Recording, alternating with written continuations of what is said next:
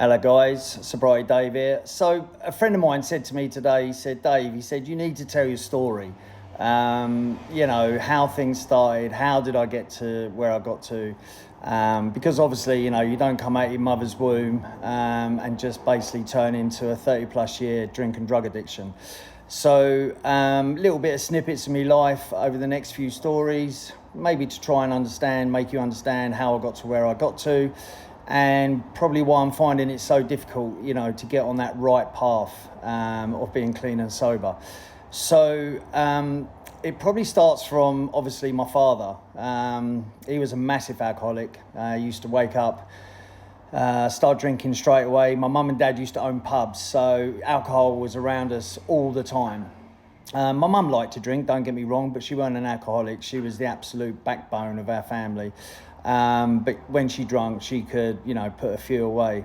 But my father, he was the sort of catalyst, I suppose, of everything that was starting to go wrong in my life because, he used to get so drunk that he used to forget that he had me.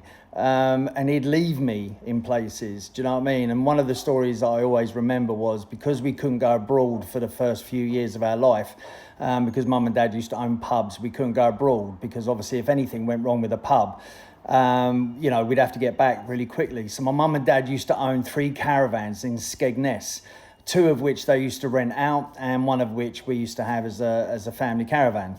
One night my father got so drunk, he was so out of it. I don't actually know if my father ever done drugs, but I know he definitely drunk.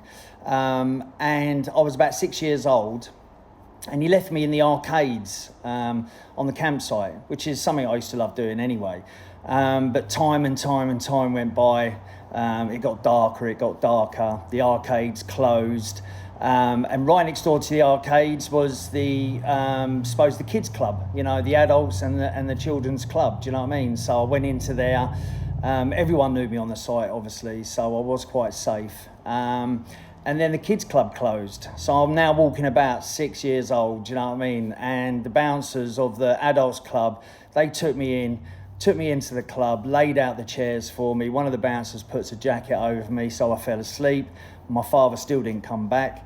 And it got to the point where the actual club of the adults club closed, and one of the bouncers actually carried me back to the caravan, and my father was in there out of his nut.